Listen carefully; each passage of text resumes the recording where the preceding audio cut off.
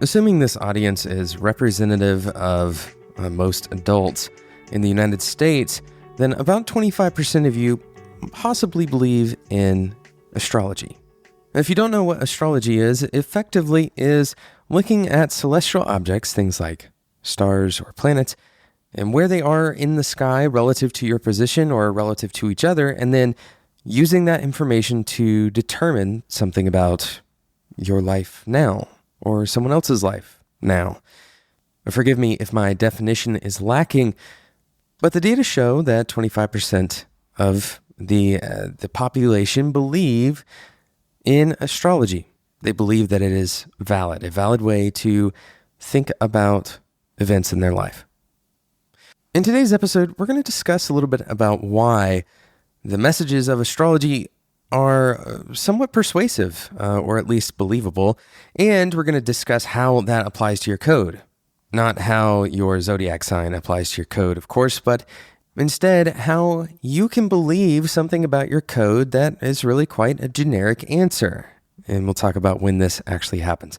My name is Jonathan Cottrell, and you're listening to Developer T. My goal on this show is to help driven developers become better at what they do and connect to their career purpose so they can have a positive influence on the people around them. For the most part, experts, scientists would agree that astrology and its claims have been largely recognized as pseudoscience. This means that astrology claims to have some scientific backing, something underlying that is based on science, but in fact, it is not science. It is in conflict with something in the scientific method. And we can get a sense for how this plays out. If I read you a few of these phrases, perhaps you think that this episode is personalized for you, right? And I'll go ahead and read them. Number 1, you have a great need for other people to like and admire you. By the way, this is coming from a Wikipedia page. We'll talk about which Wikipedia page in just a moment. But number 2, you have a tendency to be critical of yourself. Number 3, you have a great deal of unused capacity, which you have not turned to your advantage. Number 4, while you have some personality weaknesses, you are generally able to compensate for them. Now, there's a whole litany of these kinds of phrases that you probably resound with. You probably resound with these specific phrases that I pulled out. And this is shown to be true in many studies on the subject, that when someone believes that something that is beyond their understanding is in control of a given statement, they are more likely to believe that the statement is valid. And there's a couple of reasons for this that are likely. Number 1 is called the Pollyanna effect. This is essentially focusing on the positives and trying not to focus on the negative aspects of something. Number 2 is the fact that we are our own worst critic. So people simultaneously think very highly of themselves while also being quite critical of themselves and quite insecure. And lastly, we are essentially gullible. As long as we don't expect that someone is lying, then we tend to believe them. Now, these aren't the only things that play into why these phrases are effective. Of course, the phrase itself must be kind of capturing these concepts, the idea of Pollyanna principle, the tendency for people to remember pleasant items more accurately than unpleasant ones, or positive over negative. The phrase must reflect that principle, right? And of course, there are plenty of other biases that may play into this as well. And so studies have shown that you can have a group of people and you provide them with a phrase like one of the ones that we've already mentioned on this show. You give them all the same phrase, and then you have them rate just how personalized they believe that the phrase is. It turns out that most of them believe that the phrase is personalized. So it goes beyond just believing in astrology or another kind of pseudoscience, magical, fortune-telling kind of thing. And it goes into our psyche a little bit. It goes into how we perceive the world. Now, this effect has a name. It's called the Barnum effect. And the Barnum effect is indeed named after P.T. Barnum, and it was coined by a psychologist named Paul Meehl. Paul wrote an essay called Wanted, a Good Cookbook. In the essay, Meehl criticizes these psychological tests. This was in 1956, various psychological tests, and he compares them to the kind of test that P.T. Barnum would give in his shows. So the idea is that there are certain ways, certain kind of beliefs that we may attribute to be more personalized than they actually are, and therefore more applicable, more salient, more important to understand and to pay attention to than just a generic statement that might be true and in fact is true about almost everyone. So how does this apply to our code? How do we understand how the Barnum effect can apply to our code? Well, first, we have to understand that while we are all unique human beings, we have very similar experiences. We have very similar kind of shapes to our lives, and we also have typically very similar responses to circumstances. This is especially true for people who work in similar fields, have similar backgrounds, and live in similar cultures. Now, keep in mind that we're not claiming that everybody has the same taste or that they have the same perspective on all of the experiences, but rather that our experiences are all quite similar. And this is kind of a simple reality, and much of our culture is based on this reality. We call it common ground. The idea that we can make a joke as developers that other developers will understand because of their similar experiences. This is incredibly important to understand the Barnum effect and how it might play out in our careers, both at the absolute coding level when we're debugging, for example, and in higher level things like how we view ourselves and how confident we are as developers. So we're going to try a few phrases out on this show that might exploit the same effect, except for developers. And we're going to try 3 simple phrases, and these probably won't resound as tightly to you as the previous ones, but let's go ahead and try them out anyway.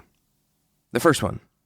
You often feel that while you are incredibly competent in some areas, sometimes you go slow.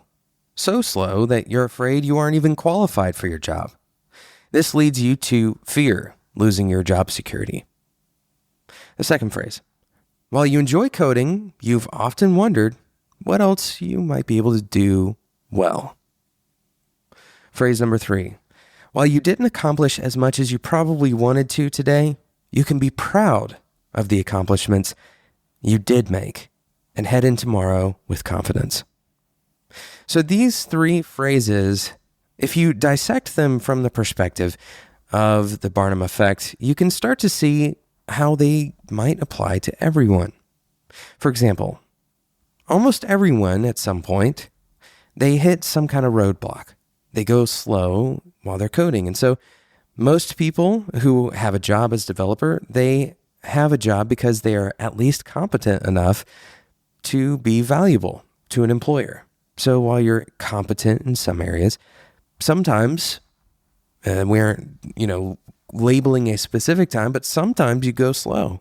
Sometimes you run into a bug. Sometimes you run into something that you just don't understand. And this can bring up feelings of imposter syndrome. It can make you feel like you aren't qualified for your job because you felt, inadequate. In that moment, you were unable to solve the problem. And of course, these fears could very much so lead to fearing losing your job security. So that explains how the first phrase that we mentioned is essentially applicable to every developer. The second phrase, while you enjoy coding, you've often wondered what else you could do well. Of course you have.